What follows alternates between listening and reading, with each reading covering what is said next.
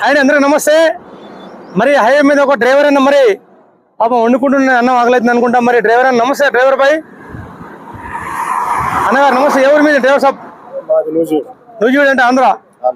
మరి మీరు హైవే మీద పెట్టకండి ప్లీజ్, రిక్వెస్ట్ చేస్తున్నా. డిమాండ్ కాదు, ఎందుకంటే హైవే మీద ప్రమాదాలు జరిగితే మీ అందరూ తెలుసు. మీరు ఇక్కడ ఆపుకోవాలంటే జర పెట్రోల్ బంకులు ఉంటే మనకి ఇంకేదైనా మనకి కొంచెం ఎగస్ట్రా చోటు ఉన్న దగ్గర పెట్టుకోండి, మంచిగా వండుకొని తినండి ప్రశాంతంగా. ఎందుకంటే లారీ డ్రైవర్లు అంది చాలా మంచి, వీళ్ళు గ్రేట్ అనమాట.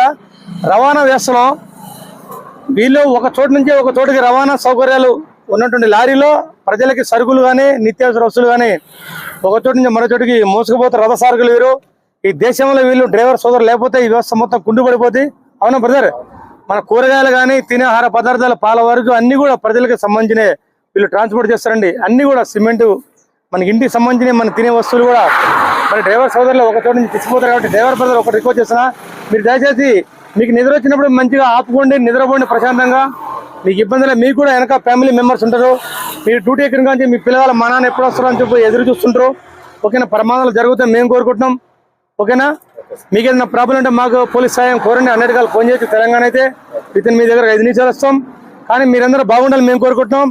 ముఖ్యంగా హైవే రోడ్డు మీద అయితే లారీ పెట్టకండి, మీకు రిక్వెస్ట్ చేస్తాం బ్రదర్. మీరందరూ దేవుళ్ళు. Lorry driver is God, one of the God. మీరు కూడా గౌరవించండి. లారీ డ్రైవర్ల సోదరు మీద కోపడకండి ఎవరు కూడా. ఎందుకంటే లారీ డ్రైవర్లకి కనుక ఒక వారం రోజులకి కనుక ఆగిందంటే మొత్తం వేస్తా కుండిపడిపోద్ది.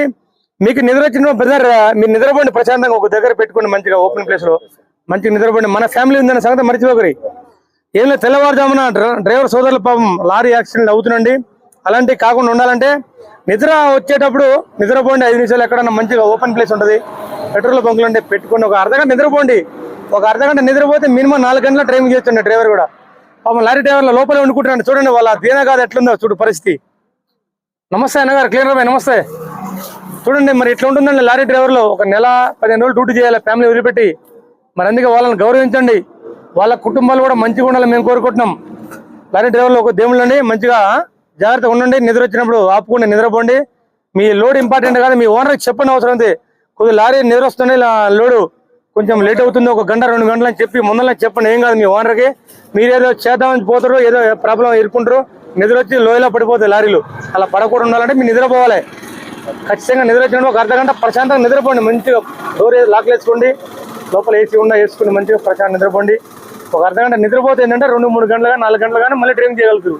అట్లా ఒక చిన్నప్పుడు కూడా నేను లారీ డ్రైవర్ అయితే అనుకున్నాను. డ్రైవింగ్ ఫీల్డ్ నాకు చాలా ఇష్టం, కాలేకపోయినా పోలీస్ అయినా కాబట్టి. డ్రైవర్లు బ్రదర్ మీరు బాగుండాలి, మీకు ఫ్యామిలీ ఉందని సంగతి మర్చిపోకండి. నేను లారీ డ్యూటీ 15 రోజులు ఎక్కిన అంటే మళ్ళీ కరెక్ట్గా